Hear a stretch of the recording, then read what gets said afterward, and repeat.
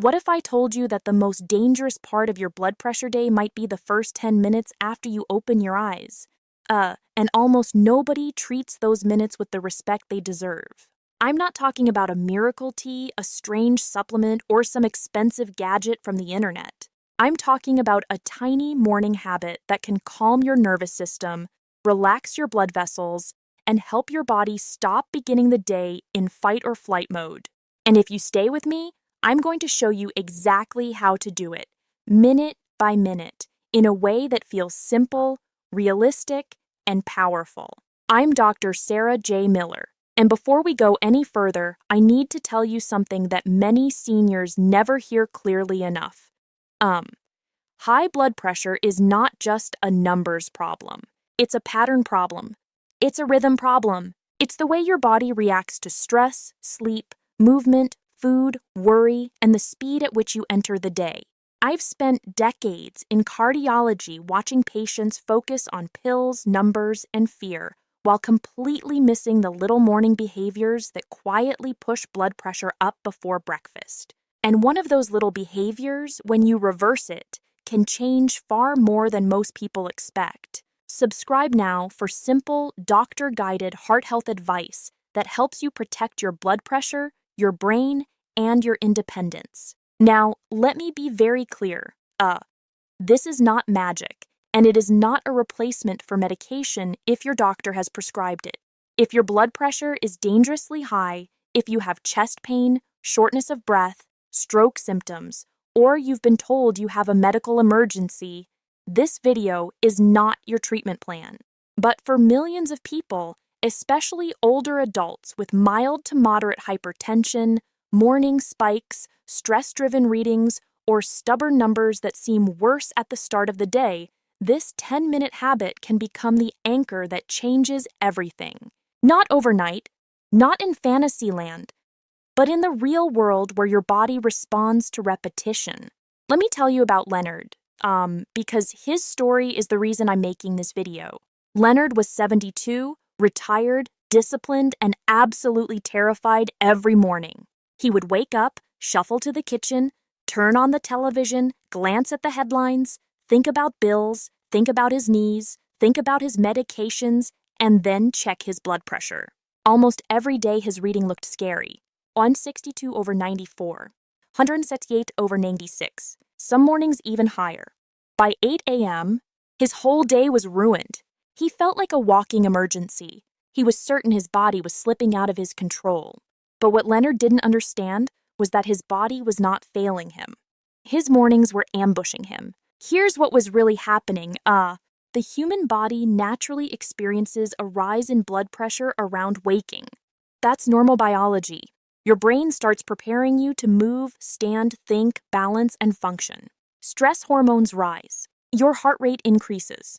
Your blood vessels respond. For some people, especially seniors, people with poor sleep, chronic stress, inactivity, extra weight, or long-standing hypertension, that morning rise becomes exaggerated. And then we make it worse. We leap out of bed. We start thinking. We start scrolling. We tighten our jaw. We hold our breath without realizing it. We turn on loud news. We start the day in emotional traffic. And then we wonder why our pressure is high. That is why the habit I'm about to show you matters so much. I call it the morning pressure reset. It takes 10 minutes. It requires no gym membership, no supplements, no special flexibility, and no complicated equipment. It has 3 parts that flow together like one single habit. First, you settle. Second, you slow your breathing. Third, you move gently. And the power of this routine is that it works on 2 systems at once: the nervous system that drives tension and stress, and the blood vessels and muscles that influence circulation. When both systems are nudged in the right direction before the day gets noisy, your body often responds beautifully. Now stay with me. Because the first 2 minutes are where most people either win or lose the whole routine. The moment you wake up, do not begin your day with your phone, the television, an argument in your head, or a rush to start chores. Sit upright in a chair or on the edge of the bed with your feet flat if it's safe for you. Let your shoulders drop. Unclench your jaw. Place one hand on your chest and one on your belly. And for just 2 minutes, do nothing heroic. Don't fix your life. Don't review your fears. Don't mentally rehearse the day. Just sit there and let your body realize, slowly, that it is safe. That sounds almost too simple, and that is exactly why people underestimate it. But your blood pressure is deeply affected by muscle tension, mental urgency, shallow breathing, and the speed of your transition from sleep to action.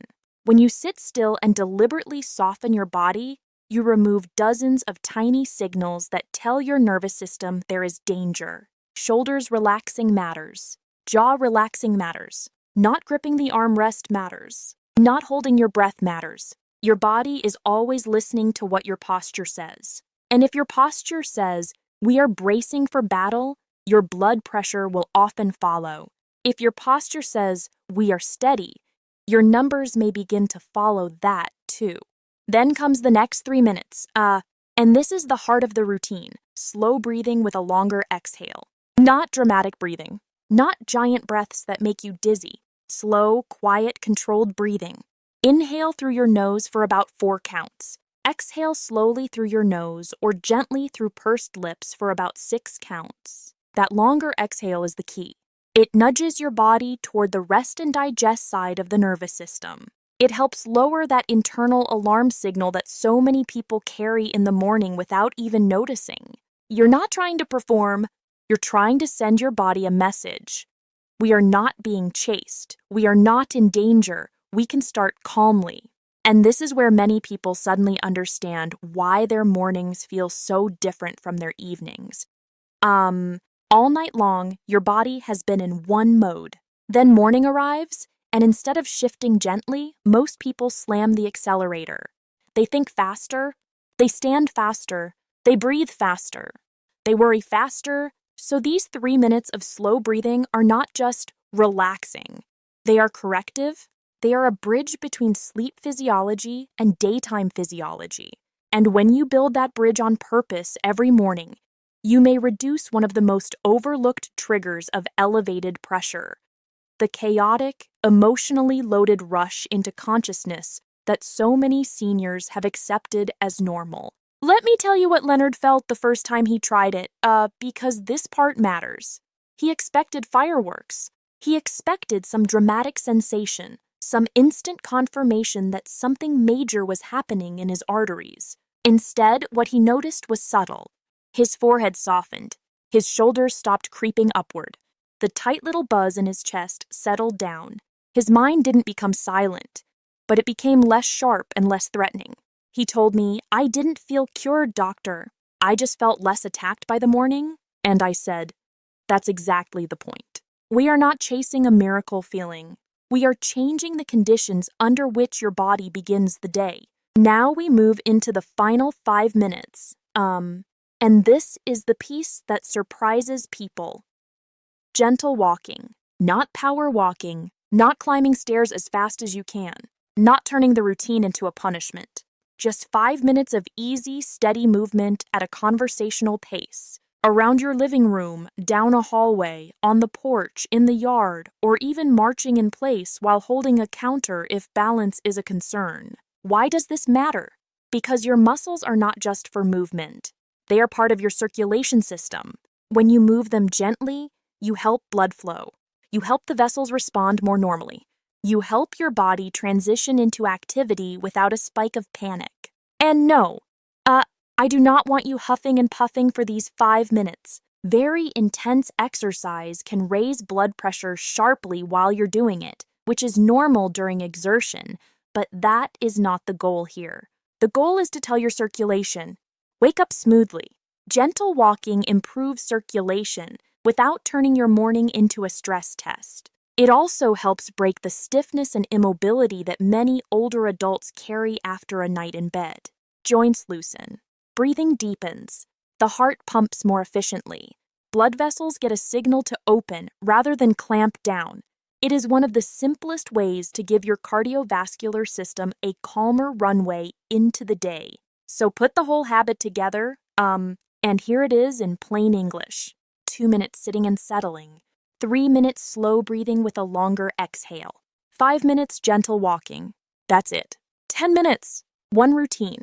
One flow. And what makes it so effective is not that any single part is magical. It's that each part prepares the body for the next. Settling reduces the noise. Breathing lowers the internal alarm. Gentle movement turns that calmer state into useful circulation. You are not fighting your body. You are guiding it. And when you do that consistently, day after day, the body often rewards consistency far more than it rewards intensity. But here's a crucial warning, especially if you monitor your blood pressure at home. If you want an accurate resting blood pressure reading, do not take it right after the walking portion. That would not be your true resting number. If you're tracking blood pressure, sit quietly first and take your reading according to proper home monitoring technique. Then do the morning pressure reset.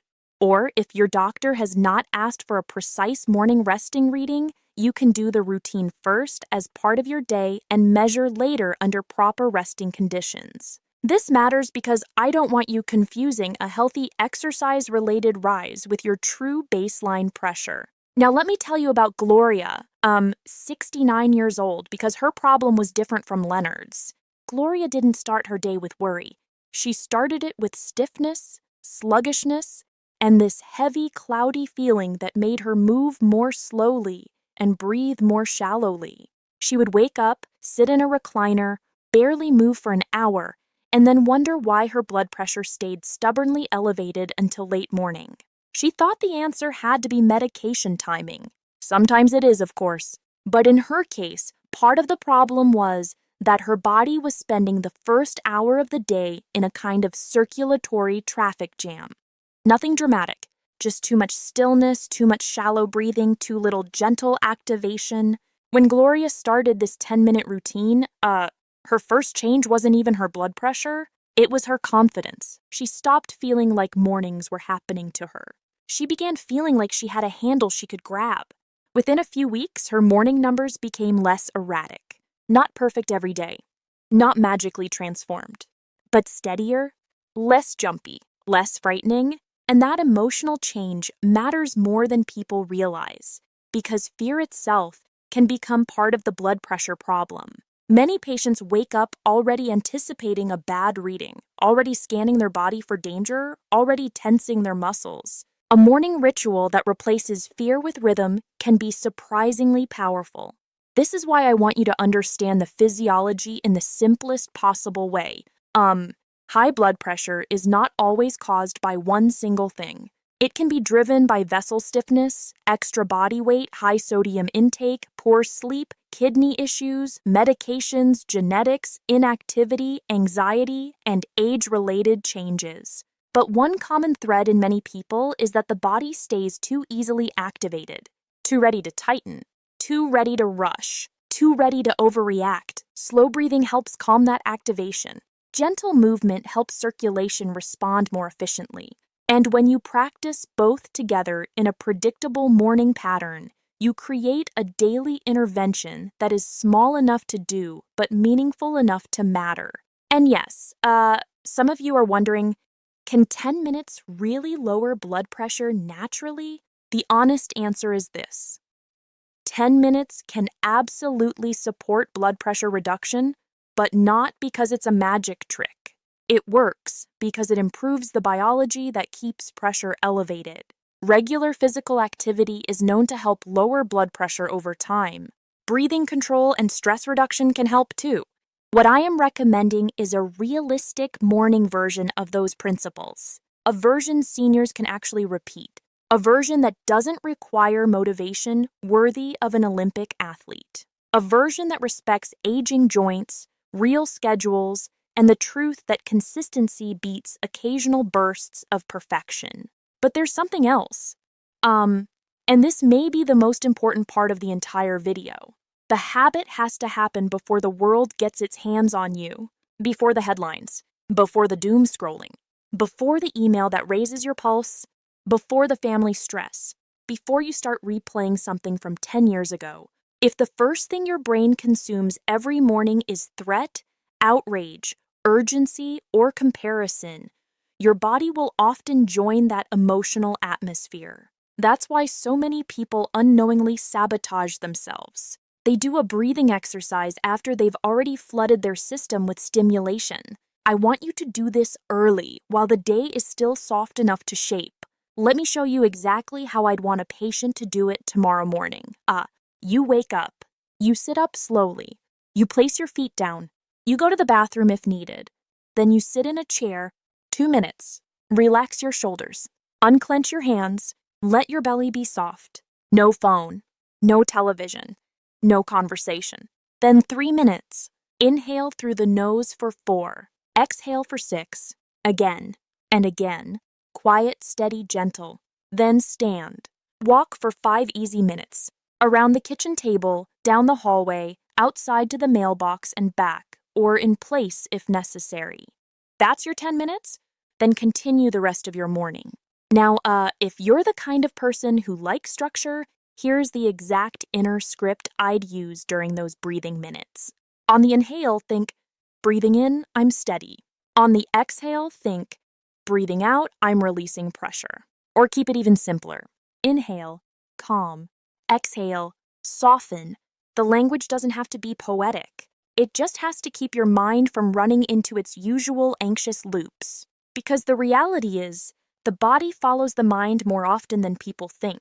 Not in some mystical way, in a physiological way. Thoughts change breathing. Breathing changes muscle tension. Muscle tension changes nervous system tone. Nervous system tone influences blood pressure. But let me save you from a mistake I see all the time. Some people hear deep breathing, and they start sucking in huge breaths, lifting their chest, tightening their neck, and blowing air out dramatically. That is not what I want. If you get lightheaded, you're breathing too hard. The breath should be low and quiet, with the belly moving more than the chest. Think smooth, not big. Think soft, not forceful. The best breathing for blood pressure is the kind that barely looks impressive from the outside. If someone watched you, they might think you were simply sitting calmly, and that's perfect. This routine should feel sustainable, not theatrical. Mistake number 2 is turning the 5-minute walk into a challenge. Some people immediately start timing themselves, adding stairs, pumping their arms, and pushing until they feel effort. Please don't do that. The goal is not to prove discipline. The goal is to lower your internal pressure load as the day begins. So walk in a way that allows easy sentences if you needed to speak. No breath holding, no rushing because you only have 5 minutes. No punishing yourself for yesterday's cookies. You are teaching your cardiovascular system to transition smoothly.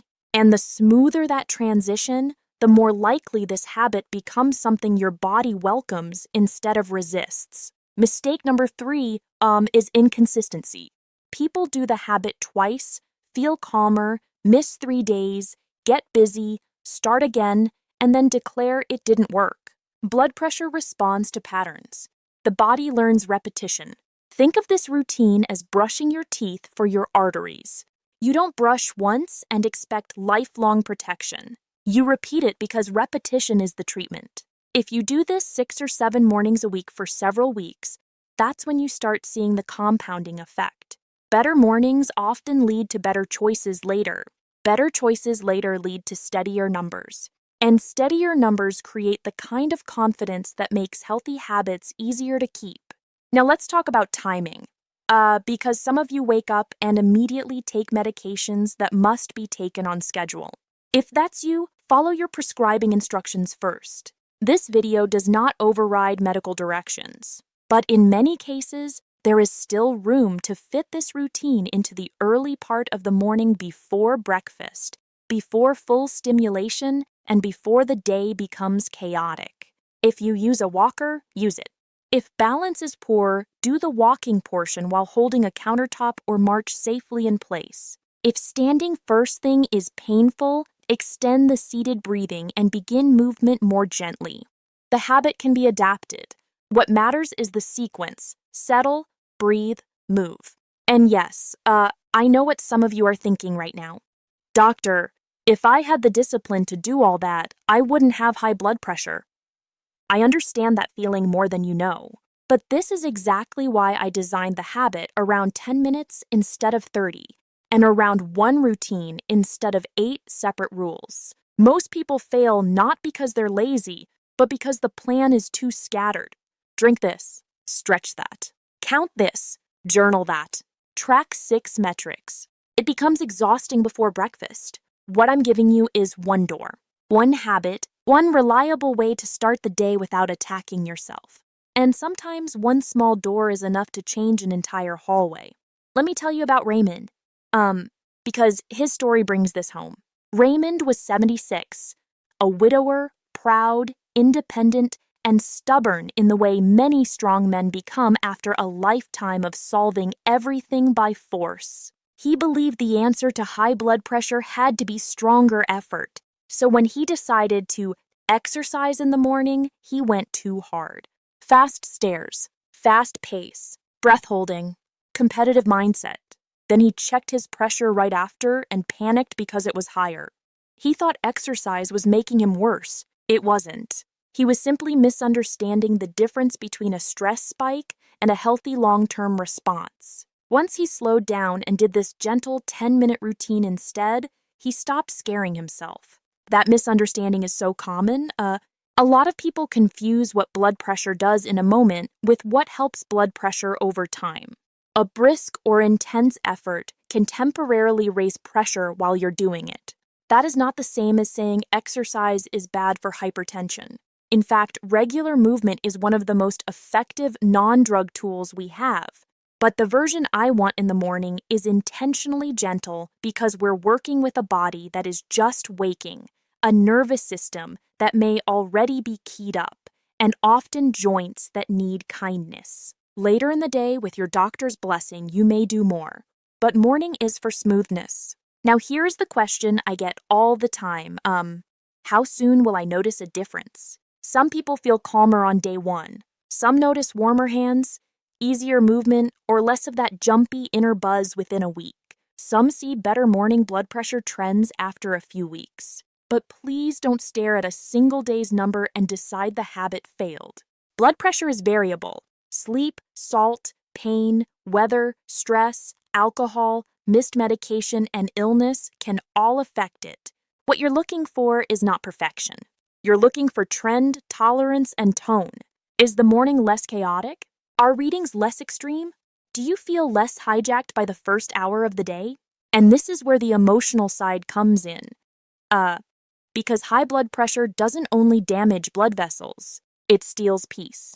It makes people afraid of their own bodies. They stop trusting sensations. They fear every headache. They fear every bad reading. They begin to live in a state of low-grade alarm, and that alarm can feed the very problem they are trying to escape. So, when I recommend a 10-minute morning habit, I am not only thinking about arteries and numbers. I'm thinking about dignity. I'm thinking about starting the day without immediately feeling defective. I'm thinking about giving you back a sense that your body can be guided, not just feared. But let me be responsible here, and tell you who should pause and talk to a clinician before starting even a gentle routine. If you get dizzy when standing, if you have severe uncontrolled hypertension, if you've had recent heart symptoms, fainting, major balance problems, a recent surgery, or your doctor has given you exercise restrictions, please get guidance first. And if you ever see very high readings with warning symptoms like chest pain, confusion, one-sided weakness, trouble speaking, or severe shortness of breath, don't sit there doing breathing exercises and hoping for the best. That is emergency territory. A good habit is powerful, but it is not a substitute for urgent care when urgent care is needed. For everyone else, I want you to treat tomorrow morning like an experiment. Not a life sentence. Not a test of character. Just an experiment. Set a timer if it helps. Put a chair where you'll use it. Decide tonight where your 5 minutes of walking will happen. Make the path easy. Remove friction. If you live with someone, tell them you're taking 10 quiet minutes in the morning for your heart. Protect that time the way you'd protect your medication. Because in a way, this is medication. It's not pharmacy medication. It's behavior medication. It's nervous system medication. It's circulation medication. And for some people, it becomes one of the most valuable prescriptions they ever follow. Now I want to add one layer of honesty, because I do not want false hope on this channel. If your diet is full of sodium, you barely sleep, you never move, you smoke, you drink too much, you ignore your medications, and you assume 10 minutes can erase all of that, you will be disappointed. This habit is powerful because it is practical, not because it overrides every other factor. Think of it as your daily blood pressure foundation. A strong foundation still needs walls and a roof. The walls are better food, less sodium, more regular movement, good sleep, stress management, and medication adherence if prescribed. But without a foundation, many people never build anything at all. And that is why I love this particular habit. It creates momentum. A calmer start often leads to a better breakfast. A better breakfast often leads to steadier energy. Steadier energy can make you more likely to walk later, more likely to drink water instead of chasing stimulation, more likely to respond to stress without exploding internally. The morning sets the tone. It doesn't determine your whole day, but it absolutely influences it. And when a senior tells me, "Doctor, I just don't know where to start," this is one of my favorite answers because it starts small, it starts early, and it starts at the moment when your body is most vulnerable to getting pulled in the wrong direction. Let me bring Leonard back one last time, because I want you to hear how real change often sounds. After about a month, he said, "I still have worries. My life didn't become perfect, but my mornings stopped feeling like an alarm bell." His blood pressure didn't turn into a textbook fantasy every single day, but the scary spikes became less frequent. The ritual gave him a sense of control, and that control reduced the panic that had been pouring gasoline on the whole problem. He stopped beginning every day with bad news and fear. He began with breath, quiet, and movement, and his body responded the way bodies often do when they are finally given consistency instead of chaos. So here it is one more time, because repetition matters.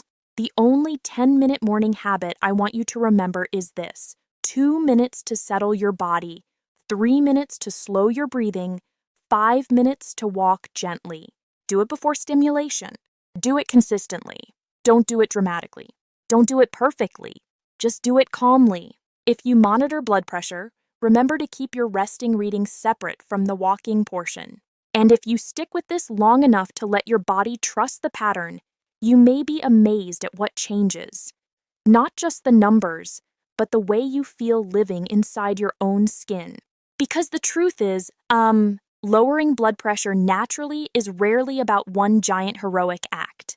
It's about removing little daily insults and adding little daily protections. Less tension, less rush, less reactivity, more rhythm, more calm, more circulation, more respect for the way the body actually works. 10 minutes may not sound dramatic, but neither does a seatbelt until the moment it saves you. Small protections become life-changing when you repeat them often enough. And if you are serious about protecting your heart, your brain, your kidneys, and your independence, then those first 10 minutes of the morning deserve your full attention.